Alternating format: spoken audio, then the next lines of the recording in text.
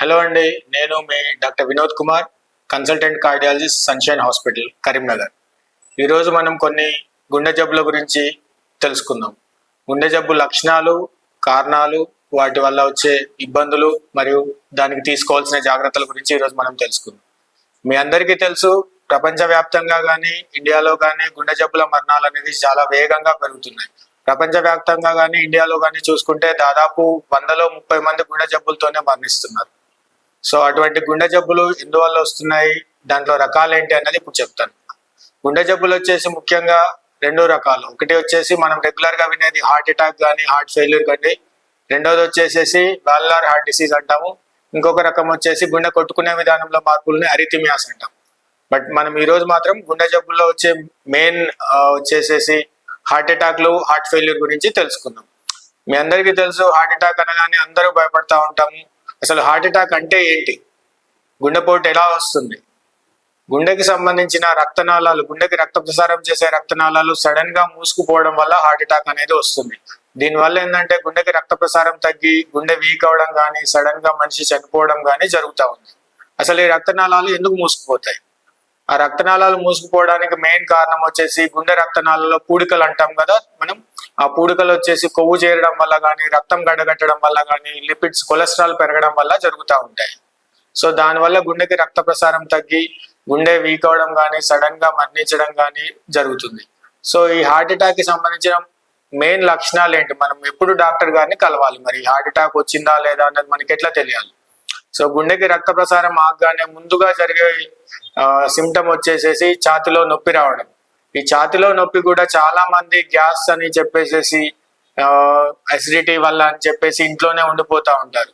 కానీ ఛాతిలో నొప్పి ముఖ్యంగా ఛాతిలో నొప్పిలాగా కానీ, మధ్యలో కానీ, ఎడం వైపు కానీ బరువు పెట్టినట్టు కానీ, ఒత్తినట్టు కానీ, ఒత్తిడిలాగా కానీ, లేదు అంటే భుజానికి లాగడం కానీ, ఎడం భుజం వైపు కానీ, కుడి భుజం వైపు కానీ ఆ నొప్పి పారడం కానీ, వెనక్కి ప్రసారం కావడం కానీ జరిగినప్పుడు, అటువంటి నొప్పి 15-20 నిమిషాల కంటే ఎక్కువసేపు ఉందన్నప్పుడు ఇమ్మీడియట్ గా డాక్టర్ గారిని కలవండి మీరు. దాంతో పాటు కొద్ది మందిలో ఈ హార్ట్ అటాక్ వచ్చినప్పుడు నొప్పే కాకుండా మిగతా లక్షణాలు కూడా కనబడతా ఉంటాయి. అది ముఖ్యంగా వృద్ధుల్లో కానీ, ఆడవాళ్ళల్లో కానీ కొన్నిసార్లు నొప్పి ఉండకపోవచ్చు. వాళ్ళలో సడన్ గా చెమట్లు పట్టడం కానీ, ఊపిరి తీసుకోవడం ఇబ్బంది లాగా కావడం కానీ, వాంతుల్లాగా కావడం కానీ, సడన్ గా కళ్ళు తిరిగినట్టు అవ్వడం కానీ, లేదు అంటే కొన్నిసార్లు విపరీతమైన నీరసం లాగా అయిపోవడం కానీ జరగవచ్చు. ఇటువంటి లక్షణాలు ఉన్నా కూడా 60 సంవత్సరాల తర్వాత ఇటువంటి లక్షణాలు వచ్చిన వాళ్ళు కూడా ఇమ్మీడియట్ గా ఒకసారి గుండెకు సంబంధించి చెకప్ చేసుకోవడం మంచిది. రెండవది వచ్చేసి హార్ట్ ఫెయిల్యూర్ అంటాం. హార్ట్ ఫెయిల్యూర్ అంటే గుండె వైఫల్యం చెందడం. ఈ ప్రాబ్లం వచ్చేసేసి రావడానికి మెయిన్ కారణం వచ్చేసేసి, ఒకటి హార్ట్ అటాక్ వచ్చిన దాని వల్ల గుండె వీక్ అవడం వల్ల హార్ట్ ఫెయిల్యూర్ అవుతూ ఉంటుంది. రెండోది వచ్చేసి మెయిన్ గా బీపీ కంట్రోల్లో లేకపోవడం. బీపీ ఉన్నా కూడా చాలా మంది దీనివల్ల ఏమి ఇబ్బంది కాదులే, దాంట్లో ఏముందిలే, రోజు మందులు వాడడం ఎందుకులే అని చెప్పేసి చాలా మంది వదిలేస్తూ ఉంటారు. కానీ చాలా రోజుల పాటు బీపీ అన్కంట్రోల్ గా ఉన్నప్పుడు స్లోగా గుండె వీక్ అవుతా ఉంటుంది. గుండె వీక్ అవడంతో పాటు గుండె వాపు కూడా వస్తుంది. దీన్నే హార్ట్ ఫెయిల్యూర్ అంటాం. సో ఈ 2 రకాల కారణాల వల్ల గుండె హార్ట్ అటాక్ ఉంటూ హార్ట్ ఫెయిల్యూర్ వల్లనే ఇండియాలో ఎక్కువ మరణాలు సంభవిస్తున్నాయి. సో దీన్ని ప్రివెంట్ చేయడానికి మనం ఎటువంటి జాగ్రత్తలు తీసుకోవాలి? సో గుండెపోటు కానీ, గుండె జబ్బు, గుండె వైఫల్యం కానీ ఇటువంటి జబ్బులు రాకుండా ఉండడానికి మనం చేయాల్సింది ఏంటి అంటే, మనకి సంబంధించి ప్రతి ఒక్కరు 20 సంవత్సరాలు దాటిన ప్రతి ఒక్కరు కూడా రెగ్యులర్ గా చెకప్స్ చేయించుకుంటూ ఉండాలి. ముఖ్యంగా వచ్చేసేసి బీపీకి, బ్లడ్ ప్రెషర్ కానీ, షుగర్ కానీ, కొలెస్ట్రాల్ కానీ చెక్ చేసుకుంటూ ఉండాలి. ఆల్రెడీ బీపీ, షుగర్ ఉన్న వాళ్ళైతే మాత్రం రెగ్యులర్ గా మందులు వాడుకుంటూ ఉండాలి. మందులు వాడుకుంటూ రెగ్యులర్ టైం ఇంటర్వెల్స్ లో డాక్టర్ గారిని కలుస్తూ తగిన జాగ్రత్తలు తీసుకోవాలి.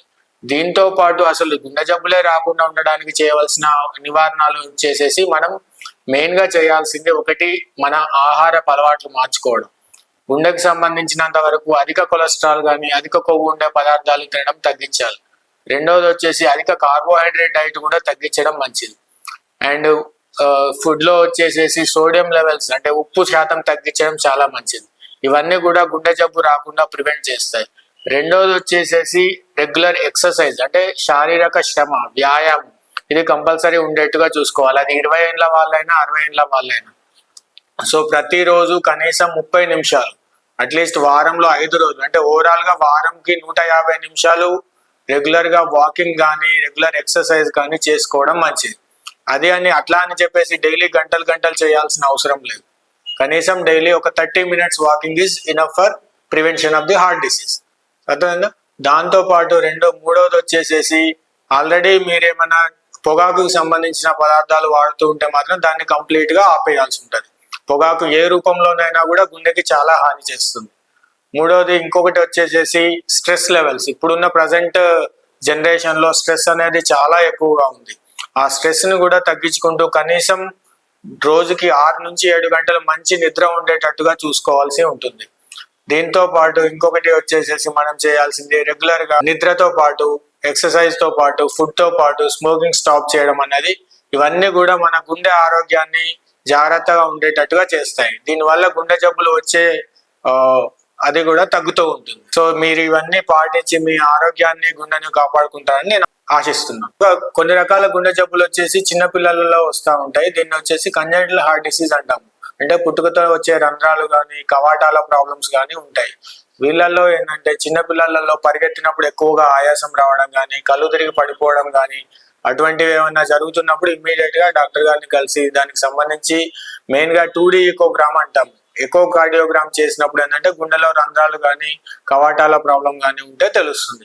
ఇటువంటి వాళ్ళల్లో మనం హై ఇంటెన్సిటీ ఎక్సర్సైజెస్ అనేది చేయకుండా మనం నిరోధించాల్సి ఉంటుంది. ఇంకొక రకం గుండె జబ్బులు వచ్చేసేసి మనకి రెగ్యులర్ గా వచ్చే వాళ్ళలో గుండె కొట్టుకునే విధానంలో మార్పులు, దాన్ని అరిథిమియాస్ అంటాం. దీంట్లో వచ్చేసి 2 రకాలు ఉంటాయండి. ఒకటి బ్రాడీ అరిథిమియాస్ అంటాము, రెండోది టకీ అరిథిమియాస్ అంటాము. ఈ 2 రకాల జబ్బుల వల్ల ఏమవుద్ది అంటే ఒకసారి బ్రాడీ అరిథిమియాస్ అంటేనేమో గుండె వచ్చేసి తక్కువ కొట్టుకుంటా ఉంటుంది.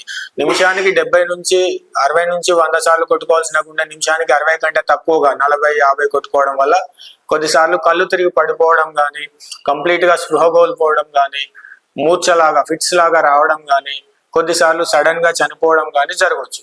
ఇటువంటి గుండె తక్కువ కొట్టుకోవడం అనేది యూజువల్ గా పెద్ద వాళ్ళలో జరుగుతూ ఉంటుంది. అది వయసు 60 దాటిన వాళ్ళలో ఏంటంటే గుండెలో కండక్షన్ సిస్టమ్ ప్రాబ్లం అనేది వస్తూ ఉంటుంది. దీనివల్ల గుండె కొట్టుకునే విధానంలో మార్పులు వచ్చేసి గుండె తక్కువగా కొట్టుకోవడం వల్ల వాళ్ళు కళ్ళు తిరిగి పడిపోయి ఫ్రాక్చర్లు కావడం కానీ ఎముకలు విరగడం కానీ ఇటువంటివి జరుగుతూ ఉంటాయి. సో గుండె పెద్దవాళ్ళలో అకస్మాత్తుగా కళ్ళు తిరగడం అటువంటి జబ్బు లక్షణాలు ఉన్నప్పుడు కంపల్సరీగా ఒకసారి ఈసీజీ తీసుకొని దాన్ని బట్టి ఫర్దర్ గా ఎవాల్యుయేట్ చేసుకోవాల్సి ఉంటుంది. రెండో రకం వచ్చేసేసి గుండె ఎక్కువ కొట్టుకోవడం. నిమిషానికి 100 సార్లు కాకుండా 100 కంటే ఎక్కువగా 150 నుంచి 200 సార్లు కొట్టుకున్నప్పుడు అతిగా దడలాగా అనిపించడం కానీ చెమట్లు పట్టడము కళ్ళు తిరగడం కానీ కొద్దిసార్లు దీంట్లో కూడా సడన్ గా చనిపోవడం కానీ ఛాతిలో నొప్పిలాగా రావడం కానీ శ్వాస ఇబ్బంది కావడం కానీ జరుగుతూ ఉంటుంది. దీన్ని వచ్చేసి టకీ అరిథిమియాస్ అంటారు. ఇటువంటివి చాలా మందిలో ఏంటంటే ఆడవాళ్ళలో చాలా ఎక్కువగా ఉంటుంది. దాంతో పాటు యంగ్ ఏజ్ వాళ్ళలో కూడా ఎక్కువగా వస్తుంది. దీనికి కూడా కొన్ని టెస్ట్లు ఉంటాయి. దాన్ని బట్టి ఫర్దర్ గా దానికి గుండె ఎక్కువ కొట్టుకోవడానికి కారణాన్ని కనుక్కొని దాన్ని కొన్నిసార్లు లేజర్ ట్రీట్మెంట్ ఇవ్వాల్సి ఉంటుంది. ఇటువంటి లక్షణాలు గుండె జబ్బులో ఒక రకాలు అనమాట. ఎక్కువ కొట్టుకోవడం కానీ తక్కువ కొట్టుకోవడం అని, దీని వల్ల కూడా కళ్ళు తిరగడం కానీ ఛాతిలో నొప్పి కానీ రావచ్చు. ఇటువంటి లక్షణాలు ఉన్న వాళ్ళు కూడా ఒకసారి డాక్టర్ గారిని సంప్రదించి ఫర్దర్ ఎవాల్యుయేషన్ ఈసీజీ కానీ హోల్టర్ కానీ చేసుకోవాల్సి ఉంటుంది. సో మీరు విన్నారు కదా ఇటువంటి గుండెకు సంబంధించిన జబ్బుల గురించి, గుండెపోటు కానీ గుండె వైఫల్యం కానీ గుండెకు సంబంధించి ఎక్కువ తక్కువ కొట్టుకోవడం విధానంలో మార్పులు రావడం కానీ పిల్లలకు సంబంధించిన గుండె జబ్బుల విషయంలో కానీ మీకు ఎటువంటి సందేహాలు సలహాలు కావాలన్నా కూడా కరీంనగర్ సన్షైన్ హాస్పిటల్లో నేను అవైలబుల్ ఉంటాను. మీరు వచ్చి సంప్రదించవచ్చు.